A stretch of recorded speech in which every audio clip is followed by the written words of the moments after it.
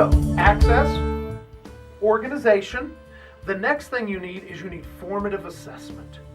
Formative assessment is very important. You cannot just give the students a pile of instruction, whether digital or textual, and just expect them to complete all of it. That is not effective teaching. There must be waypoints and checks along the way. Now that formative assessment could again be digital in nature. It could be an Edpuzzle, it could be interactive videos, could be a quiz online, it could be a Google form, or it could be a whisk where the student creates those questions based on the learning and using Crystal Kirch's method. It could also be one of the best ways for formative assessment, and that's that one-on-one conversation. The best formative happens when you're forming relationships. And so formative assessment is key to every flipped classroom.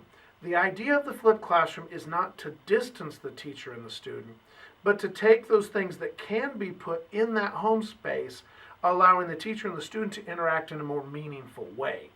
And that's where this idea of formative assessment really comes into its own through conversation and relationship.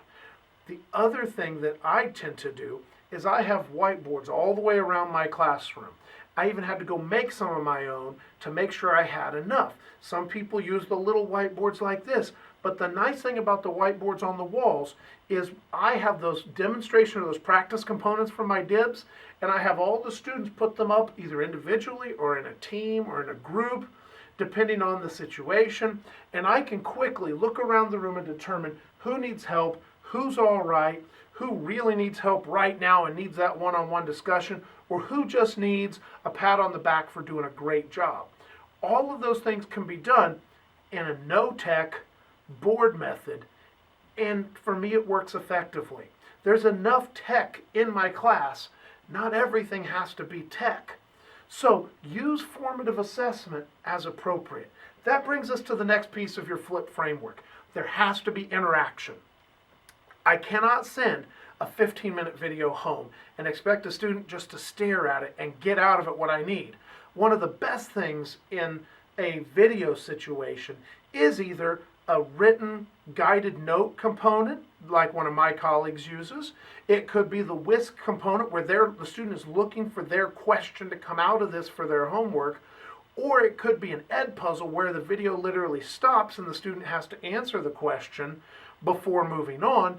Or it could be something where they interact with somebody else on a particular topic on a discussion board or a blog. It could be a variety of things, but even in the individual space, there has to be interaction. Now in the group space, that's where really the interaction is key, because to interact with other students and with the teacher means that the student has to check their opinions, their learning, and their demonstrations with others, and that's where an accountability aspect comes in, as well as finding someone they're comfortable talking with, learning with. So interaction is key to a flipped learning environment. Finally, assessment. Your framework has to have assessment.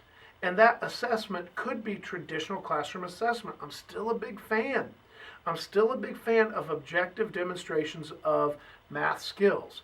But I also have been adding on almost every test a portion of the test where students create. And the reason I have them create is because if you can get a student creating a math problem that fits a certain set of criteria, that means they have chosen between what does have the criteria, what does not have the criteria. What is an easy problem to do? What would make that problem difficult? Can I accomplish this? Can others accomplish this? There's a variety of very adult decisions that go into a creation level assessment that don't happen in an objective assessment. And for me, that's key. And so the students either really like it or they really don't. In either case, I don't know that I care, because it's really effective.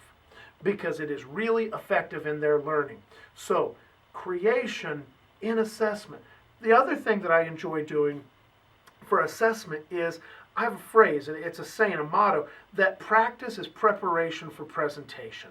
All those little demonstrations and all those little practice components are all there just so a student is ready to present it either to me, to another student, to a group of students, or even more broadly. Why does a student have to just present to a class, or why does a student have to present to a teacher? With the digital environment, the same tools that are good for me are good for students. One of my favorite things that I like to do for assessment is do group projects, and they have to put together their own presentation. And that could be a slides, PowerPoint, it could be a video, it could be acting it out, it could be pictures, it could be art piece, it could be any number of things. One of the things I always disliked about group projects in my classroom is they took so much class time to sit and watch a person present their project, because it was a very temporary and very fleeting thing. But now, every student that has a cell phone has a video camera in their pocket. Why not create something digitally and either put it on YouTube, put it on the internet, or give it to me digitally so it can be cataloged or curated on the school site, so that the students create their own library of learning. In my book, that's the best way to start the year in a math class. So it's all assessment, and it's assessment that I would have never done or even attempted without having this framework to work within. So the framework, remember, it has to be accessible. It has to be organized. It has to be a framework that includes formative assessment.